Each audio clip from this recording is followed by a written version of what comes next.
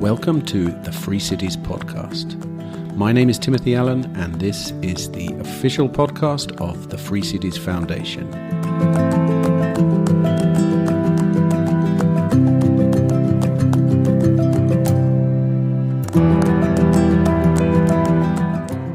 Hello, this is episode number 79 of the Free Cities podcast. Well, with the beautiful May weather still rallying here outside, I would very much like to welcome you to our latest and greatest interview from the world of free cities. And this week, once again, we're back in the U.A.E. with another excellent conversation from our recent SEZ filming trip. That's Special Economic Zones, if you haven't been listening recently. Krysta Fox has an extremely long and illustrious business career. I won't divulge too much, but the important part for us was her 6-year position as Executive Director of Dubai's D.M.C.C, which is the Dubai Multi Commodities Centre, a very well known and hugely successful free zone in Dubai. As a consequence of this experience, Krysta has a lot to say about free zones and what it is that makes them tick. She is also a wealth of information on the past and the present of zones, with many examples and predictions for the future, especially with regard to their residential component, which is obviously something that we here at the Free Cities Foundation are extremely interested in.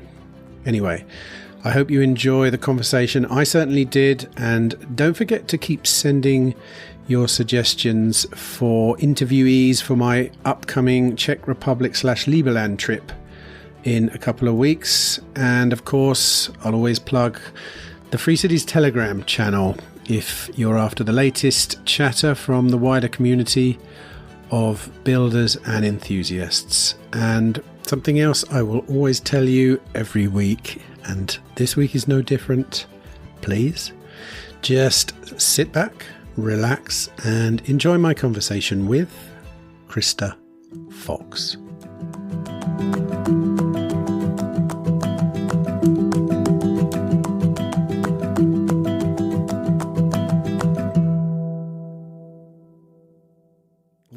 Do you know much about the rise of special economic zones in the first instance? Yeah.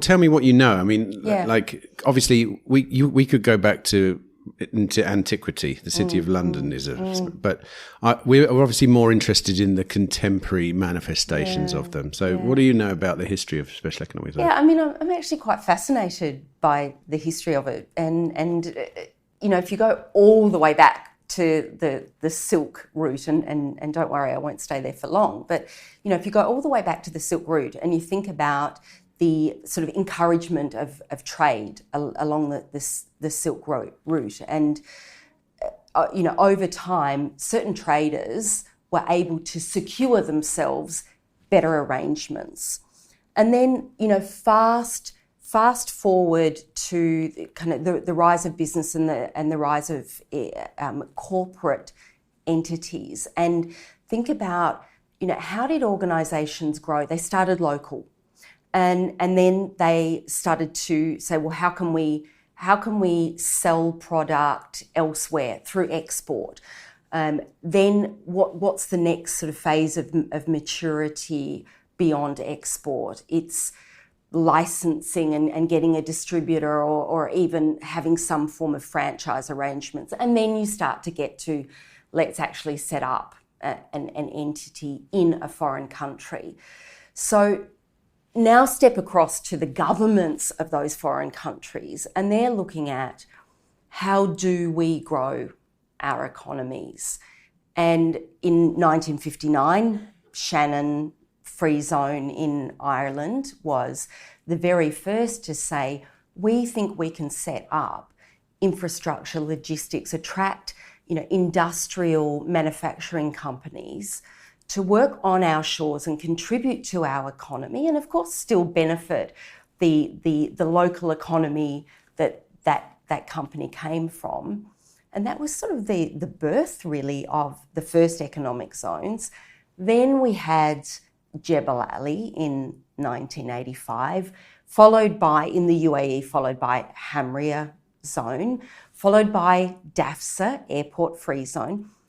Those zones were really characterised by being, ports, seaports, airports, logistics focused. Somewhere then along the lines, we said, well, how can we take this model and go beyond it being logistics and customs focused? And we had the birth of Internet City, Media City. D.M.C.C. in 2002 focused on trade, and it really grew from there. And those zones began to attract big companies, and they began to contribute to the GDP of the country. And so there was a great appetite to see how could we go beyond that and grow more and innovate more and attract more companies. Can I ask you how long you've been working in and around Dubai? 18 years. 18 years. When you first came here, what was physically even, what did it look like? Was it already somewhat progressed along its journey to what we see here now? Yeah, I mean, you see these sort of time-lapse videos, and it's so fascinating to see this city has been born, out of the desert, out of the sand. When I arrived 18 years ago, there was definitely sort of business and industry, but it was sort of centred much more toward the creek, which is the old parts of Dubai. And anyone who was, 15, 20 kilometres out of Dubai, which is where we are right now, would find very little. It was a construction zone.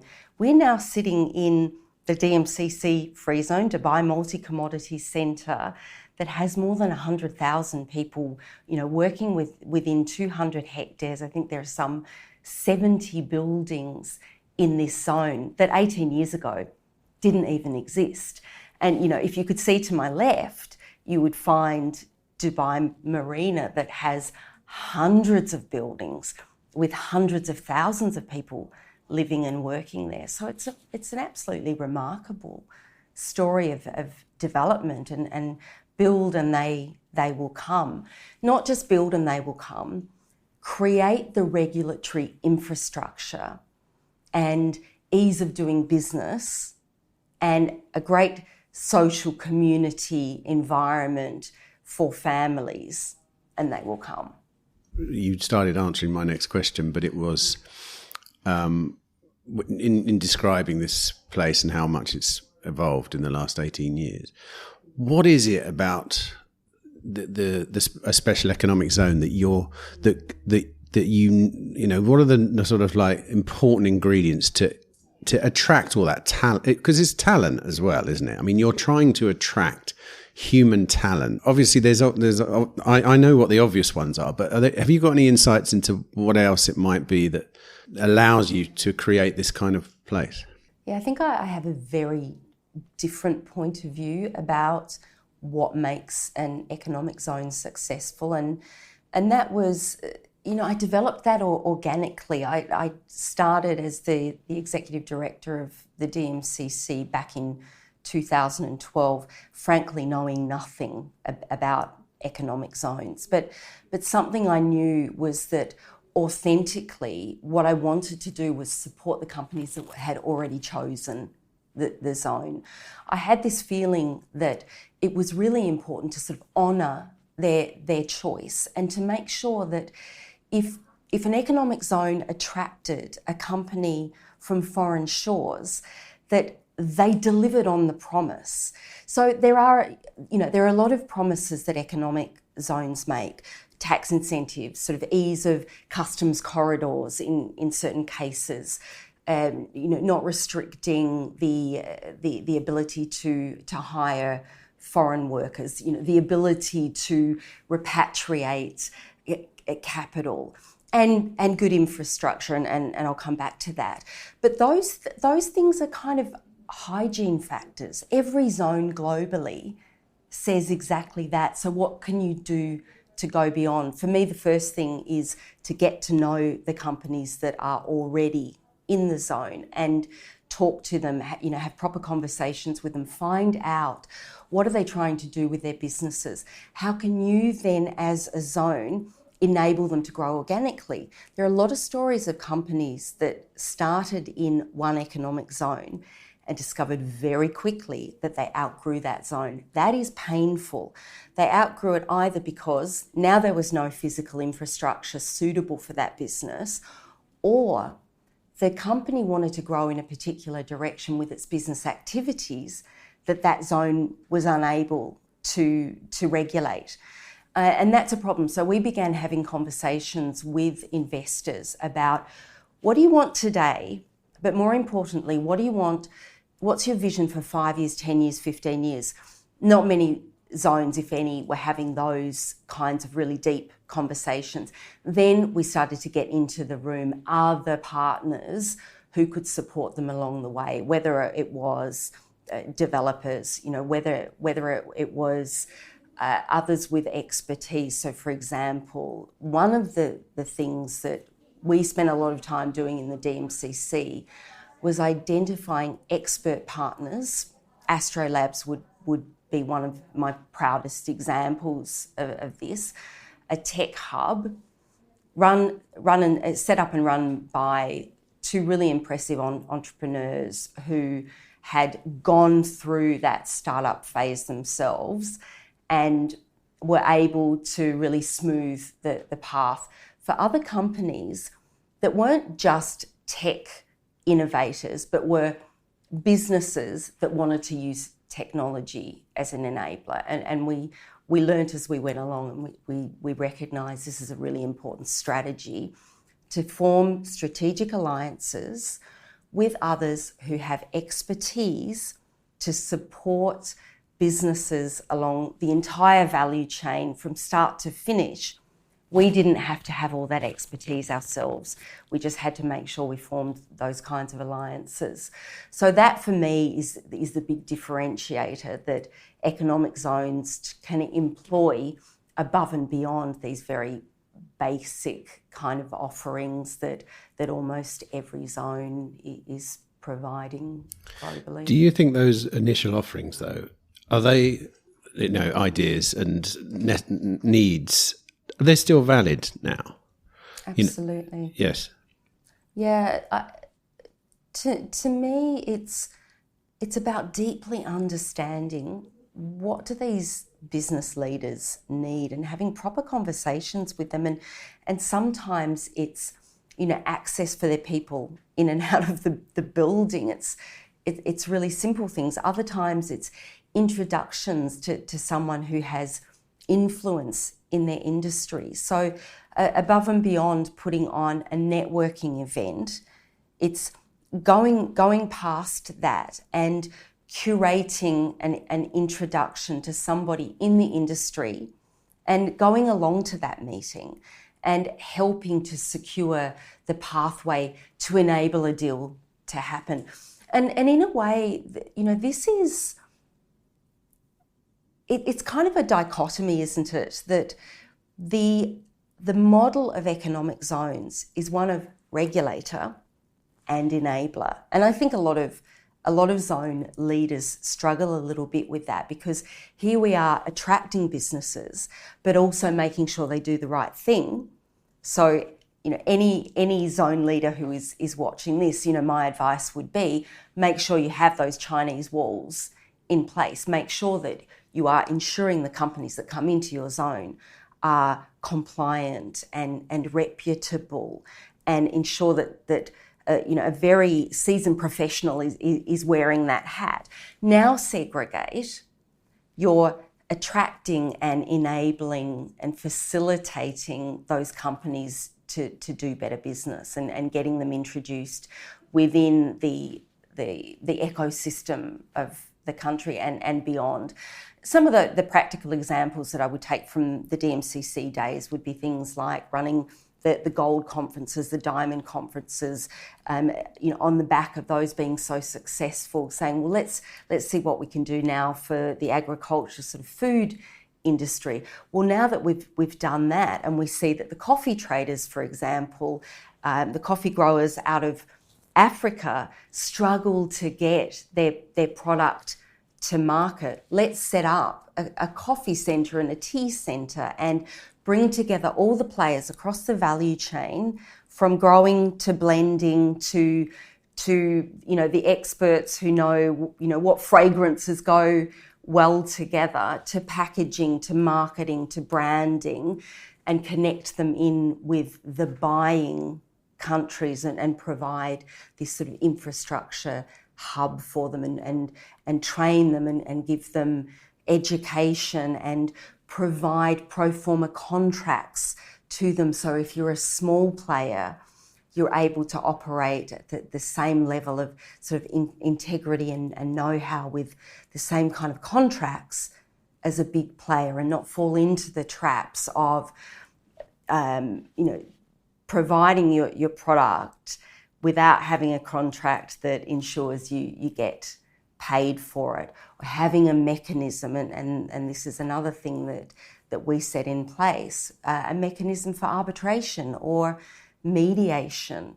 Those are the kinds of things that probably happen over time. You can't necessarily put all of those enabling infrastructures in place from day one. But for me, those are the things that allow companies, big and small, to be successful in a zone. You mentioned earlier that you've been to China.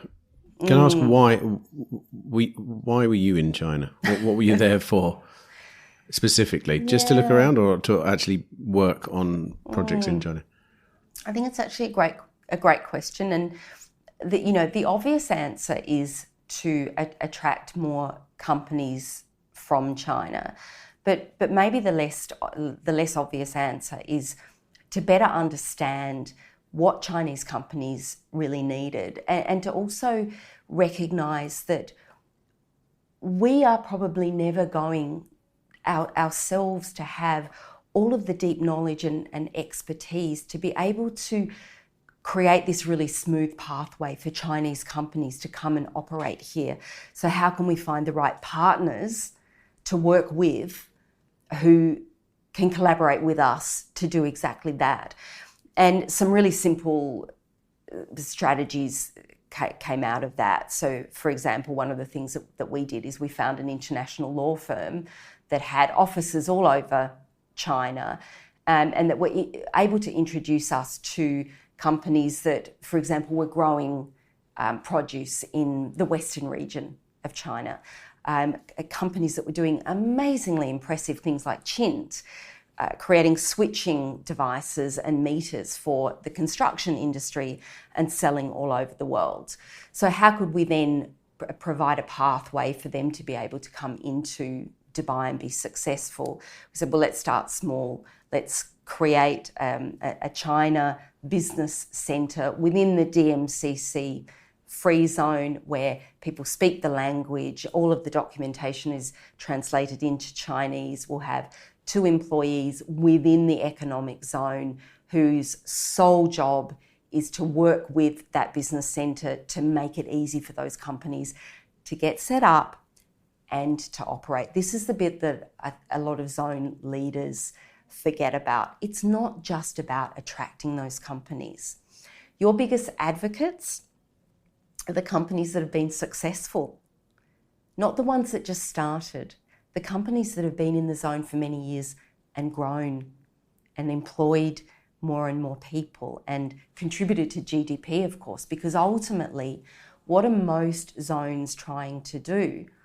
They're trying to be commercially successful, but because the majority of zones are either government run or government backed, the raison d'etre is to contribute to the economy, to contribute to the vision of the country, the economy and social improvement. And when you've got companies that come in and they employ people and their employees have families who have children that are now being educated in the country, and they're buying things and they're going on holidays, you're contributing to the GDP. Did you learn anything specific while you were in China? Did you learn much about, China's SEZ journey, let's say, and what they learned on that? Because in a way, they pioneered. They did. And the pilot. Yeah. I mean, what was your takeaway from what happened there? There's one big resounding takeaway for me from China, and that is infrastructure. So when you visit China and you see the roads and the infrastructure that has been created to enable business to be successful, you say this is a 50-year or a 100-year vision. This is what zones need to be thinking about. How are we going to enable these businesses that we're going to attract to be successful into the future? And anyone who has visited China and kind of been underground and seen the underground infrastructure, the corridors that have been built to enable businesses to be successful for the next 50, 100 years, for me, that's the big factor. And so if I then translate that into how do economic zone leaders ensure success, is to really think about from day one, where do we want to be on day 50? You can't build this massive infrastructure from day one, but what you can do is you can think about how do we phase it out over many years, and what kind of infrastructure would our early investors require from us. And if we don't have the funds on day one, how can we co-invest with those investors to provide incentives to them that would enable them to choose to make that kind of investment? I think this is a sort of thing that's happening in Kenya, for example. Konza, Technopolis are looking at those kinds of initiatives where investors would co-invest. They were able to attract university from South Korea to come and co-invest, to set up one of the first companies in Konza Technopolis. Atlantis in South Africa is a zone that really impresses me. If I think about, what's that connection between China infrastructure and what other zones are doing. Atlantis in South Africa, clean labs. What have they done? They've invested in clean labs. What's a clean lab? A clean lab is basically the kind of laboratory infrastructure that a small research and development pharmaceutical company could not afford to set up for themselves. But what if they did it on the sharing economy basis, and they attracted multiple companies to come in and use those facilities on a time lease basis? Now you've got the ability to start really doing amazing things as a company that you couldn't necessarily afford to do without the infrastructure that the economic zone has invested in. That's where my thinking really started to go as a result of spending time in China. What about the notion that special economic zones offer governments an opportunity to try out things before they roll them out and fail? Because failing on a large scale is... Unfortunately, a lot do fail. I'm interested in that. But I think that's an important part of the process. Trying and testing. And one of the unique characteristics of a zone is you can try it on a small scale, especially like somewhere like China. Absolutely. China's transformation was so stark. You can't go from... There's no more extremes to sort of travel from former China to sort of contemporary China. So true. And you couldn't really roll it out. You couldn't just suddenly wake up one morning and say, okay, we're gonna drop some of our sort of socialist ideologies and pick up a few more free market ones. The most entrepreneurial country in the world, arguably. This question about sort of using economic zones as a way of sort of trialling a model, if you like, a kind of a governmental business model, it opens a lot of important questions. And the first thing I would say is that one has to think very carefully, governments have to think very carefully before they pilot a zone, because what you're doing is you're attracting investors on a basis, a promise of incentives for a certain period of time, a promise of infrastructure and connections for a certain period of time. So the first thing is you have to be committed and willing to carry through on that promise. So if it's for 50 years, it has to be for 50 years.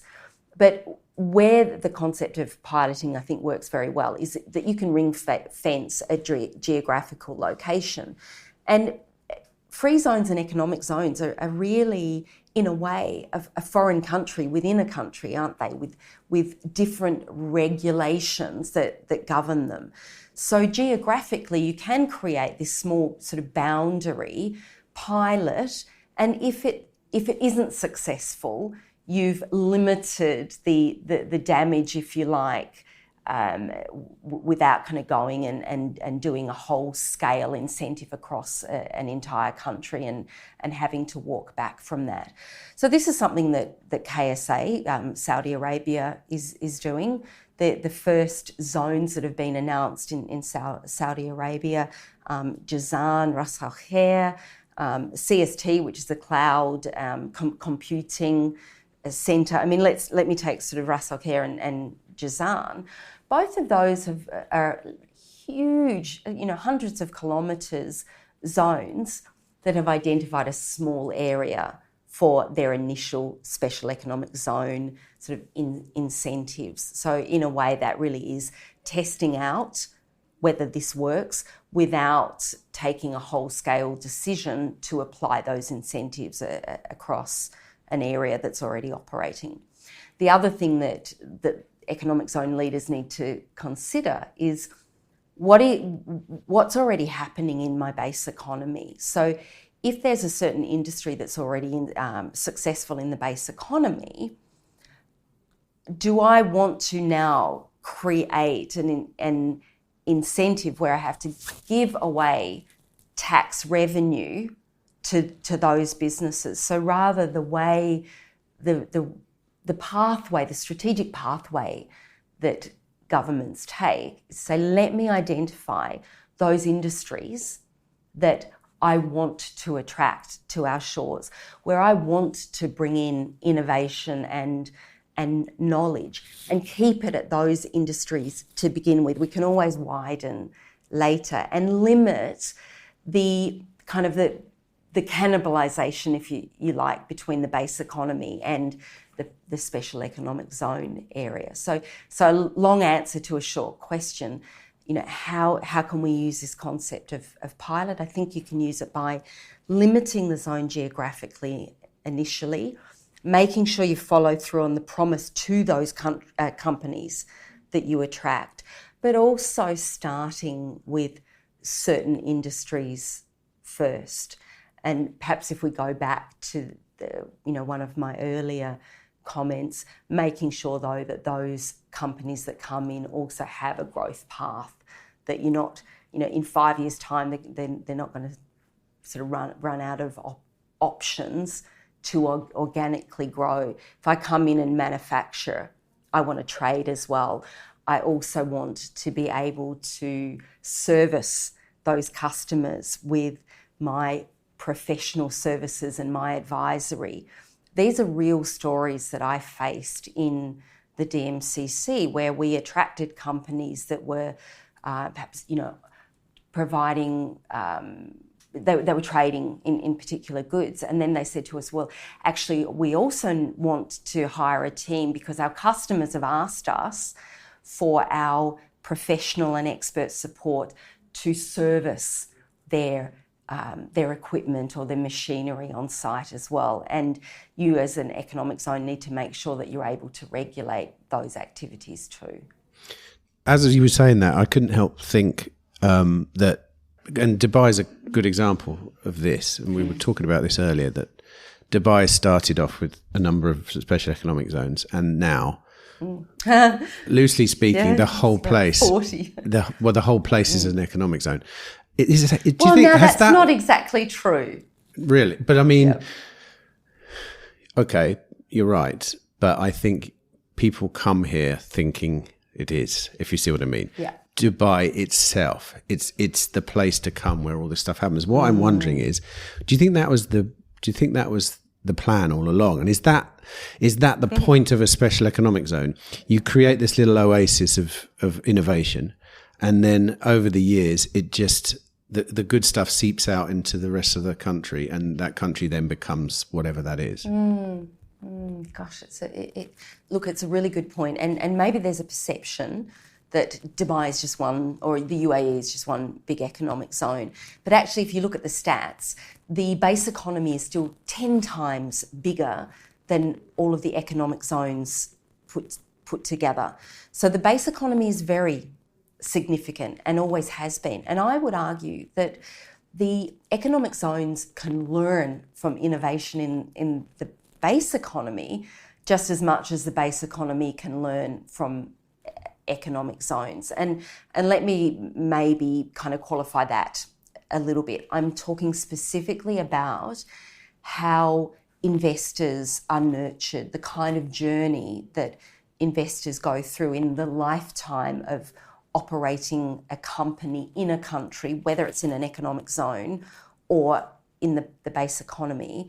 How are those regulators nurturing that experience? And, perhaps in a minute we can talk about the different kinds of business models that operate within economic zones. And I think I've got some commentary on how I think that works. But would we like to think that this was all one big incredible plan from the very beginning that has played out exactly as always intended?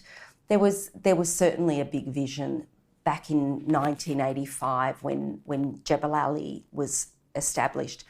Absolutely, this was a big, bold vision to create one of the biggest seaports in the world and attract companies from all over the world and establish Dubai as a hub for trade and a hub for re-export. So that has absolutely been realised.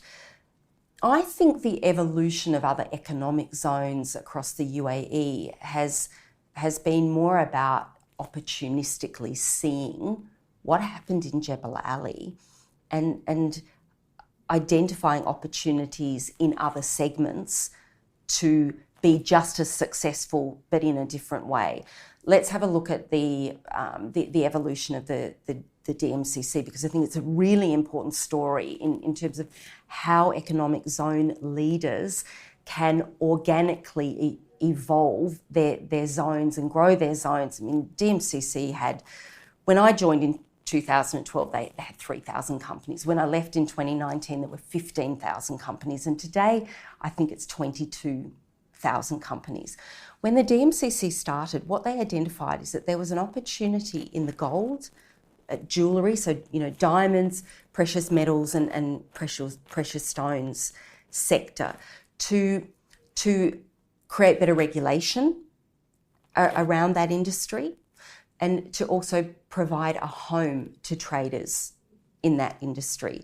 And when I say regulation, this is things like provenance on the supply chain. Anyone in that industry would be familiar with something called the Kimberley process. And the Kimberley process is about saying we need to ensure across every point from mining to sale that no one is harmed, there's no financing of terrorism, there's no money laundering associated with that supply chain. I mean, a really important regulatory role to undertake.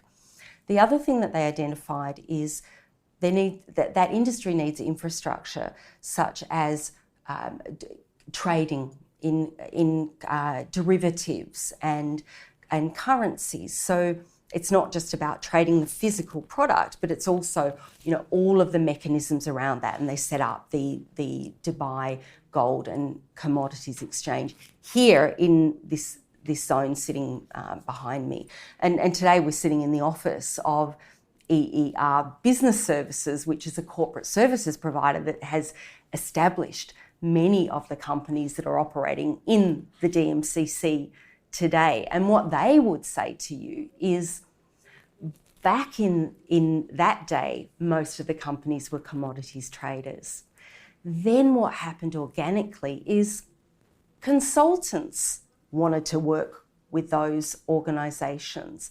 Other businesses saw that there was infrastructure developing in this zone and wanted to be part of it.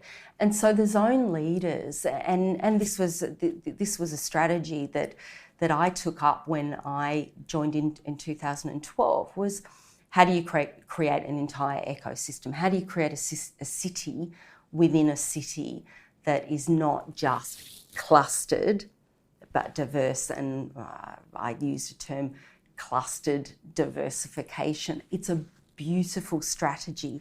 If you deeply support the value chain of one industry, what stops you from then repeating that for multiple industries, which is exactly what we did in the DMCC, and I've seen other zones doing as well. Do it for gold and diamonds. Now look at the agricultural sector. Now look at the technology sector. Now look at how you build an entire ecosystem. Plus, then you say, well, maybe people want to live and work in this zone as well. A lot of country leaders are very focused on industrial zones. They're very focused on one particular industry segment. I have a view that the most successful zones, the DMCC has been named Global Free Zone of the Year for 10 years now, I think 6 of them while I was there.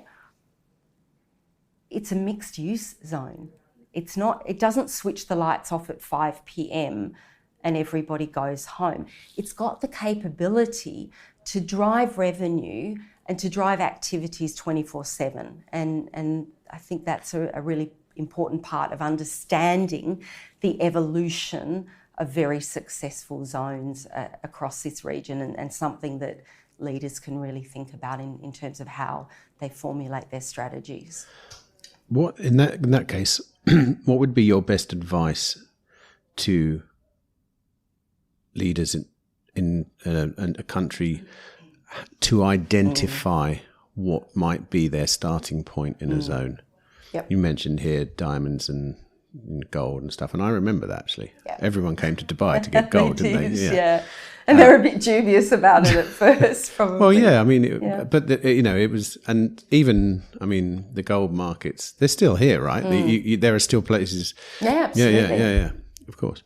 It's a lot better governed, right? I would say, yeah. But so how does a government or a state or a leader identify that thing? How best to begin? Because Look, it's really all. There are 2 ways of a zone evolving. One is greenfield, and the other is brownfield. So we've got an existing zone that we want to transform and improve. But let me talk about the greenfield scenario. Typically, it starts with a vision, a country level, a national vision. What is the focus of the national vision? And then economic zones are really supporting that national vision.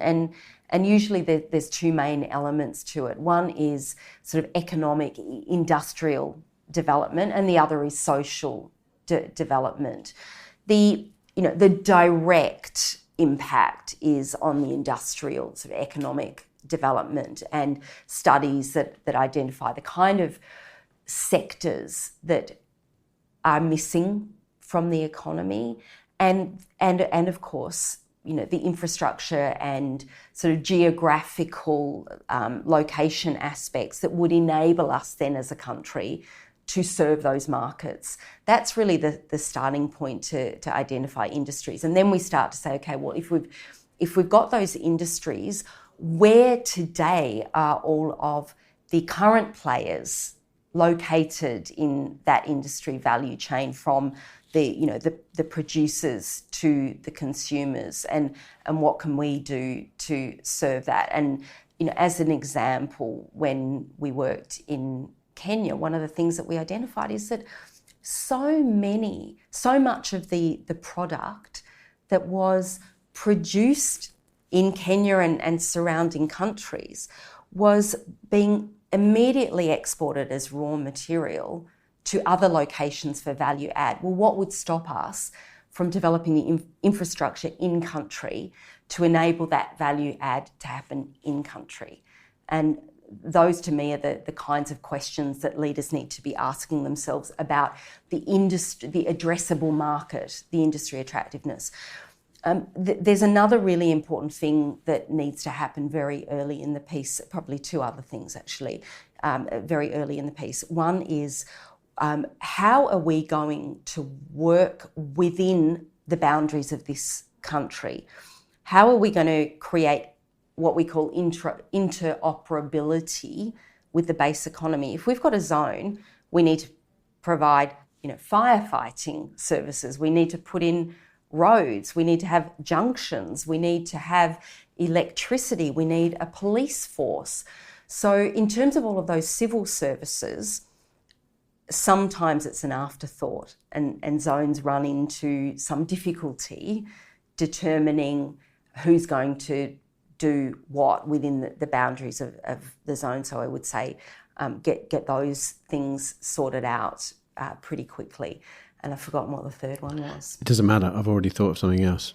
The third one's fine. I was interested when you That's the problem when you say three things, then you've got to remember what those three things were. I was interested when you mentioned that zones with people actually residing within the zones are... Well, you seem to speak of them as them being the pinnacle of the zone journey at the moment. I don't know. I'm biased. Maybe it's not, but can you speak a bit to that in terms of, is the special economic zone evolution? Is it an evolution? Is there a trend? And if so, where are we at now and where are we going with it? Yeah. There's a couple of trends I would say in economic zones.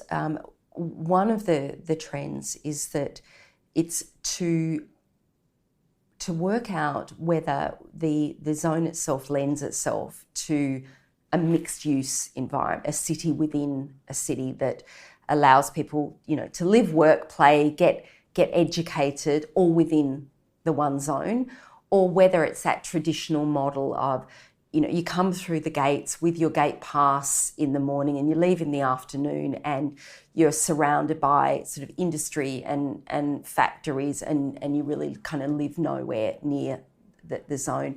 To me, the trend I'm seeing is that people actually want these mixed use zones. Heavy industry doesn't necessarily lend itself to that.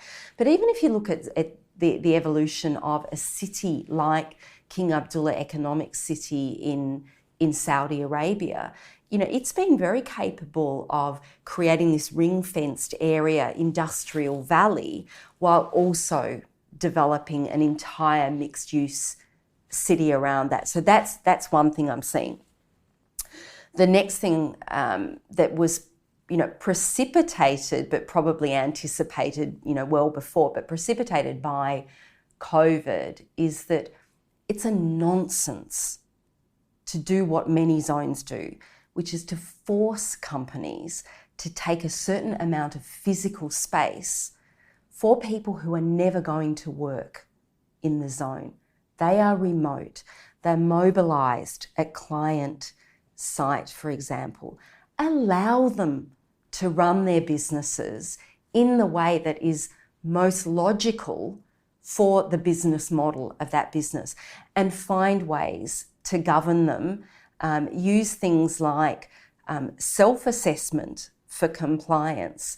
Use things like risk-based assessment to ensure that these are reputable companies. But don't kid yourself into believing that just because somebody physically has an office that you've now got a better governance arrangement within your zone, because that to me doesn't work. You've got to align yourself with the way businesses actually work. I mean, an example I would say I'm quite proud of from a number of years ago is where we created a strategic alliance with a developer within the U.A.E. They were building a really fantastic residential tower that had an entire floor dedicated to co-working space. And we said, well, how can we work with you to help you regulate? Because you don't know about regulation, but what you have done is created this wonderful infrastructure that people want. They want to live in this building. They want to be able to sort of work from home, but in a space where they're interacting with others within a business community. We'll help you to regulate and you build this great infrastructure. We've got to think outside the box. We've got zones that are talking about how do we regulate businesses that are going to be earning their money from outer space. There is no physical infrastructure on this earth to do that. So these are really the zones of the future that are saying, we've got AI, we've got virtual working. How do we make sure these are reputable businesses with good compliance and avoiding at all costs money laundering, financing of terrorism? This is very important in my mind, that we never lose sight in economic zones of ensuring that these are good businesses that do the right thing, that earn their money from proper practices, and that we're attracting and enabling the growth of good companies that contribute to the betterment of the world. That's the direction I think it's taking. Yes, good infrastructure, but also some really innovative thinking about how you regulate businesses that don't actually need any physical infrastructure at all. What do you think, what's your personal view on autonomy in general? How much is good? Is there a limit? I mean, one day could some of these zones become completely autonomous? You know? Well, I think some of them kind of pretty much already are. So if you asked me that question of autonomy when I was the exec director of the DMCC Free Zone, I would have said, give me as much autonomy as possible, because we wanted to innovate and we believed that we had the expertise to do the very best we possibly could for the companies that were coming in. And what I mean by that is there are zones that are the regulator in terms of registering and incorporating companies. They're the licensor, and they're also the the owner of all the property infrastructure. So they're leasing out, they're licensing these businesses, and they're incorporating the businesses. And that was really the DMCC. I'll talk a little bit about the licensing in a second. Then there are those zones that in Korea, for example, in Singapore, currently in Saudi as well, although I think that will evolve, where the base economy incorporates the company. So there's still a really big regulatory role being played by the base economy, and the economic zones license the company to operate with certain activities. So your share structure, your incorporation, your sort of LLC status is the base economy, and the licensing is with the zone. The advantage of that, I think, and I really like the Saudi model, is that you can create consistency. What's the big problem with autonomy in the U.A.E? And this has been sort of the evolution of this very competitive economic zone environment, is that no two pathways for an investor to come into the U.A.E are the same. It's confusing. And if I want to move from one zone to another, it's a very difficult transfer of incorporation process. I believe that there's a real role to play. Yes, autonomy is great because you can create strategies that enable you to innovate as a zone. But if you're looking at a countrywide policy, create consistency where the process itself doesn't create that much of a value add.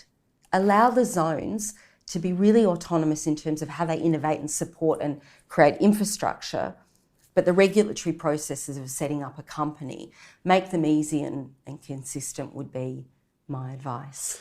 I mean, when you describe a zone that begins as an economic zone and then starts bringing in lifestyle services, accommodation, you are talking about creating new places, really. What's your view on autonomy in those kind of places, as in more legal autonomy, not just regulatory autonomy, but it's almost like the creation of new places that are distinct from the host nation. Yeah, a country within a country. But I mean, do you think that'll ever happen, or do you think? Because obviously, I think you almost. I don't know. I'm not sure that you can actually do it.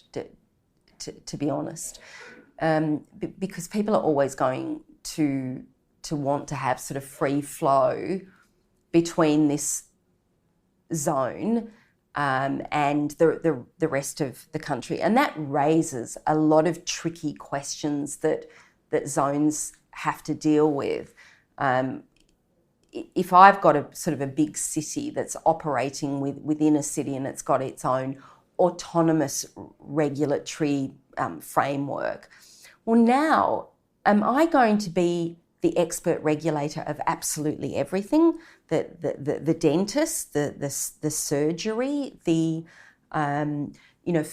food manufacturing? Maybe I am, or maybe what I say is there's certain expertise that is already well developed in the base economy. Wouldn't it be sensible to form alliances with those base economy regulators and sort of dual regulate, do what we do well, and invite into the regulatory framework other regulators that have expertise in their fields? I think I'm much more in favour of that arrangement, and it's a scale. It's just an economies of scale in my mind question. The evolution of a zone is that you don't have 20,000 companies on day one.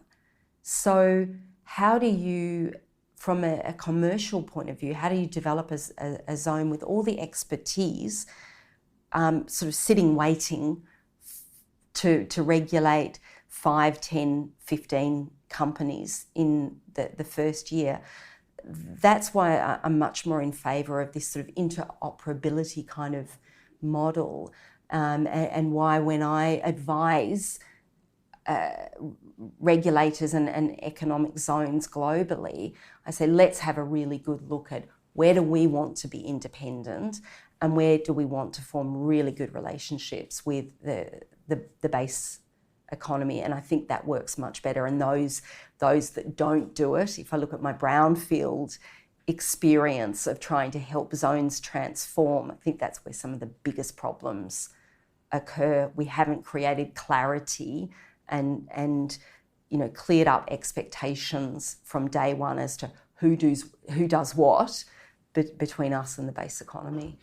What about your view then on the current trajectory, or just seeing at the very sharp end of the wedge of the innovation in special economic zones? Because it is a trend. The economic zone is a trend. And when you think about it, looking at the example of Dubai, it's very much that, they will have to innovate further in the end, because there'll have to be something else. Yeah. They've nailed it. They've done it right. They've brought just more of the same. Well, you could do more of the same, but that's not innovation, is it? And it might lay in the hands of another country to be the innovator. It might be Saudi Arabia, whatever. Yeah. But I get the sense that they will want it to innovate here. I know that going to Saudi now, you probably innovate better because there's fresher minds looking at, like, we don't want to copy Dubai or the Emirates. So what are we going to do? So, what is the trend? Is there? Maybe it stops here. Maybe it does stop here.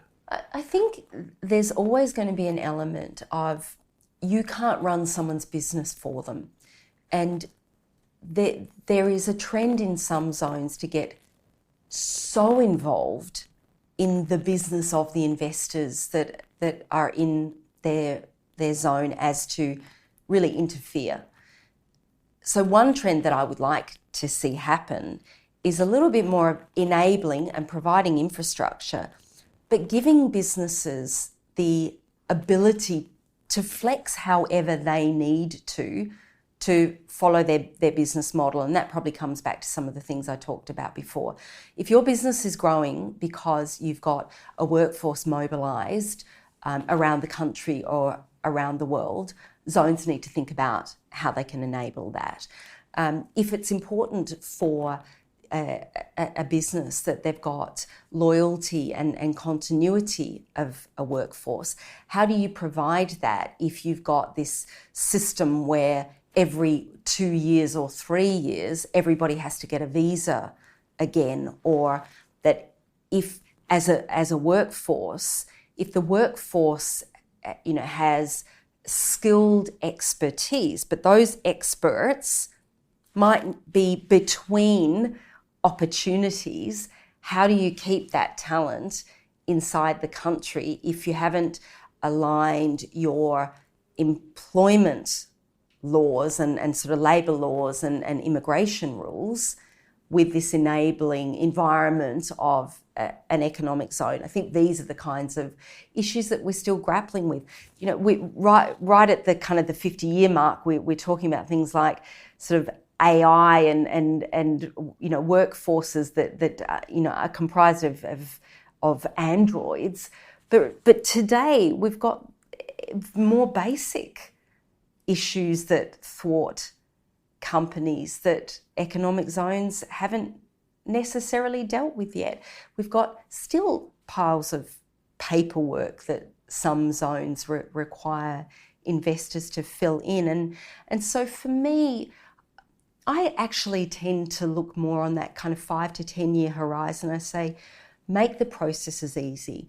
I've done a lot around digitisation of government services, and this is something that not so many zones have cracked the code on, but those that crack the code on making it a very smooth pathway, regardless of whether the service is in the zone or part of the base economy, that there's this one very digitised, easy pathway, no matter what services you require. Those are the things I'm more interested in, to be perfectly honest, than where are we going to be in 50 years' time. I'm more interested in saying, how can I make this a really successful decision for you as an investor today that you don't regret? You've decided to invest 100 million, 200 million, $1 billion in developing a project. I'm going to get you your municipality permit in 1 day, not 5 weeks or 5 months. This is where I would say, have a look at the ease of doing business report. It's got those sort of, 10 or 12 elements to it for a reason. Can I get my utility services straight away? That's what I'm going to do. Can I get a municipality or a construction permit without delay? That's what I'm going to help with. Can I get the company set up and incorporated and licensed and employing people quickly? That's what I want to see, because then those business leaders can go and grow their businesses with me enabling that to happen and not waste their time dealing with paperwork. So maybe that doesn't answer the 50-year question, but that's my honest, authentic answer to what I think is important for zones to do. I agree. We might, your company might be majoritively composed of, like you say, of robots in 50 years. How are you going to do that? Do you even need a... Anyway, one thing I forgot to ask you earlier, actually, was about China. Sorry to jolt back to Shenzhen. I was interested to hear your opinion when you went to see it. Could you just describe it? And how long ago it was, and was it was it very far into its journey as a special economic zone? Because I think it's probably the most successful zone in China. In China, yeah. I think Shanghai's pretty successful. But would you call that a special economic zone, though? Well, it's a pilot zone, isn't it? Which one? Shanghai? Shanghai. Is it? Yes, right. yeah. Because I think of Shanghai as being the city that was, whereas I think of Shenzhen. There's a pilot zone in Shanghai as well. Right. So, companies like, I hope I don't get this wrong, but, I visited Shanghai zone. I mean, let me talk about Shenzhen, of course, but, the infrastructure in somewhere like Shanghai zone is also incredible, and they're very focused on how do we enable this sort of, really swift customs clearances, which is very important for a port zone to get right. Shenzhen or Shenzhen is just so impressive in terms of the infrastructure. The innovation that you see in a place like Shenzhen is a big surprise. We probably think of China of many years ago, and images pop into our heads, rightly or wrongly, of sort of sweatshops. And you go to a factory in Shenzhen, and what you see is incredible machinery. You see very few people, actually, because it's working in such a digitized way. So, these zones are actually attracting companies that are very much R&D focused, and they're delivering on this promise of high levels of innovation. Not in Shenzhen, but in the west of China. I remember travelling and doing a tour of a truck making facility, a truck manufacturing facility, and they can make a truck in 5 hours. I mean, a whole truck. And so their investment into the infrastructure within that factory facility of these sort of, moving pods and teams of people who were building from the chassis right through to the entire truck was absolutely meticulous engineering. So we should not underestimate the advancements in technology that's happening in zones like Shenzhen, and what the Chinese government is doing to enable that to happen. I think, where we've missed, though, in this conversation, and it's important to point out, is that not all zones are government run. Many zones are privately run, and this is probably part of the evolution of economic zones as well. We take private groups that have huge amounts of knowledge of trade, of investment, attraction opportunities. They know all of the big companies and what those companies want to invest in 5 years, 10 years, 15 years. And they're able to do and identify the site selection. What they're also doing is they're entering into agreements with government for concession. So either I get a plot of land, or I may even, as a concession holder, need to provide some upfront investment. And in return, I promise to develop the economy, and I'm making a return from doing that. And the beauty of that arrangement, of course, is that governments have finite budgets. They're able to lock these investors into, and these are big experienced developers, lock these companies into the promise of returns, and they need to fulfill those promises, sort of minimum licensing arrangements, if you like. And then it's in the hands of private enterprise to really make sure that the feasibility study is realised. I think that's a very important evolution of economic zones, and something that will enable the rapid rise in parallel of economic zones globally or within certain countries. As a government, you can only do so much. But as a government, if you regulate and enable private concession holders under the right arrangements, you can actually develop multiple zones at once, and you can select developers that have experience elsewhere. I think one of the things that we are very interested in the evolution of zones is that you could run a private zone with people living in it.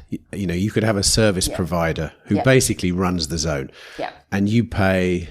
You sign a contract to live there, and you pay the service provider a fee, and we think that's possibly the next stage in the evolution. I mean, you actually said it well. You said there's a limit to what governments can do on their own. I think, and I think I don't know. I was very Governments happy almost that. need to stand back, don't they? I mean, that's what we did when we found, these incredible business leaders who knew technology like the back of their hand, who'd been through all the pain points, or who knew the whole system of sort of wellness and health and that ecosystem. We said the worst thing we could possibly do is actually intervene, because we know just enough to create trouble. What do you need from us? We'll give you the infrastructure, we'll enable the licensing, we'll make sure the right kind of companies come in terms of reputation and compliance. But developing the ecosystem for this industry, that's your expertise. Got to find the right people though. There's a lot of people around who purport to be knowledgeable. So what you've got to be good at as a government, or a regulator or a concession holder, is making sure you do the deep dive into their real expertise. What have they actually done? What have they actually delivered? There's a lot of big talk on paper. Do the due diligence on that, and then as much as possible, let them be successful. Do you have any specific examples of zones that failed and why it was? What is it about a failing zone that gives it, that allows it to fail? I mean, it's such a good question, and it gives me pause for really thinking about, well, what is it that I think one of being overly ambitious from day one. It's a big investment in to create a zone. So from a master planning point of view, it absolutely needs to be phased. One of the things that I would also say is that the best developed strategies just don't always tie in with what happens in the market. So there's got to then be the ability to be flexible. And to be flexible requires, I think, two things. One is rezoning. So if you've got autonomy around the zoning of your development, this is quite critical, because then you've got the ability to be flexible about the future phases of the development. And this is the big money goes into the infrastructure of the development. And once you put in that kind of big money underground, what helps you to realise the investment is the superstructure. So you have to be sure that you've got the investors from day one. Don't build out all of the infrastructure from day one. Plan it out perhaps, but don't build it all out.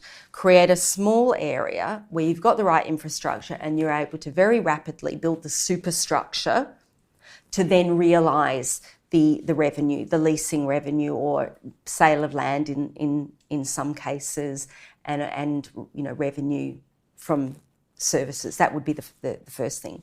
The second thing is, why do some zones fail? Because they're just overly ambitious. They spend a lot of money up front. Take a lot of time before they do anything that delivers any inflow of cash. The second thing is they haven't secured the arrangements with their regulations or the base economy. So this really catches zones out. I haven't got a wide enough scope of business activities that I can regulate. Now I can only attract this very narrow addressable market into my zone, and I can't even give them a future pathway to develop organically because I can only regulate 5 or 10 activities.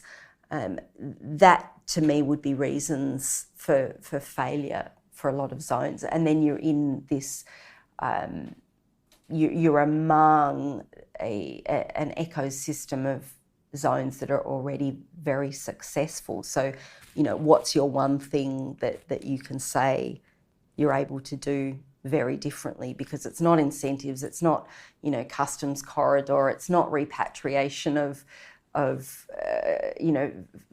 capital, it's not the employment laws, because everyone does that. So what is the one thing that you can do?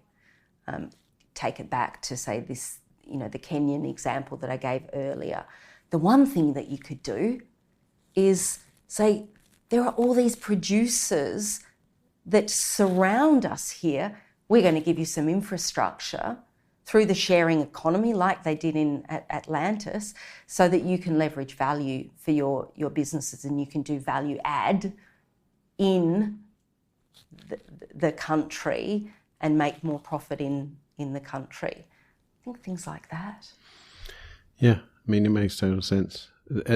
So, I mean, you're the fourth person we've interviewed, and two other people have mentioned the same thing. You're easier said than done, though, isn't it? Well, you have to know what the trajectory and the intention of the host country is, and you have to align yourself with that.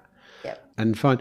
I mean, I think also one of the unique things you could offer is location as well. I mean, I don't even mean like Dubai is a really good hub. I mean a beautiful place. I mean, do you know Prospera in Honduras, which is one of the Prospera's a ZA, one of the zones of economic development, and it's a tropical island basically. And part of the draw, I know they're attracting a lot of cutting edge businesses, mainly. Coyol in Costa Rica is another example. But that can be a pull. I mean, if you can live and work near a surf break or, whatever, I don't know, whatever your thing is. But each country has to identify what that thing is, I think, maybe. But for sure, a beautiful place to live, a safe place to live. Somewhere that you want to bring your family, somewhere that has education facilities and good healthcare facilities. Otherwise, you're only ever going to get kind of the one working member of the family who's kind of flying in and flying out. And it probably is part of the evolution, to be honest, of the zones that we see. And I probably come back to the Saudi example a lot, but that's kind of what we're seeing now in Saudi, isn't it? That Saudi is now attracting families, not just the one working member of the family who flies in and flies out. And from a holistic sort of sustainability perspective, developing infrastructure that creates a community, I think that's really important. That is therefore essential, that it's a safe, attractive location, not just within the zone, but outside the boundaries of the zone. That requires a lot of investment in infrastructure, doesn't it? How can you do that? How can you kind of create that in the early days, even if you're in a country where you haven't got all of that roads, infrastructure or great communities? You probably have to look at zones that are mixed use, that are boundaried. And, Konza Technopolis would be a great example of that. It's a city. It's a self-contained city. Has it been fully realised yet? No, probably not. But it avoids the traffic of Nairobi. It allows people to live and work and get educated and do everything that you would want to do within a city without having to deal with some of the less desirable aspects within the country. Can others do something similar to that? Yeah, I think so. But what about, Morocco? The whole set of zones in Morocco. Morocco's done incredible things in terms of development of economic zones, port facilities, industrial zones, all tied together. They have sort of a consistent approach in terms of the umbrella regulations, and at the same time, a lot of new residential development as well. So you can live in a fantastic zone, in a fantastic residential development in Morocco, Casablanca, I think is the main area, and also work within an SEZ.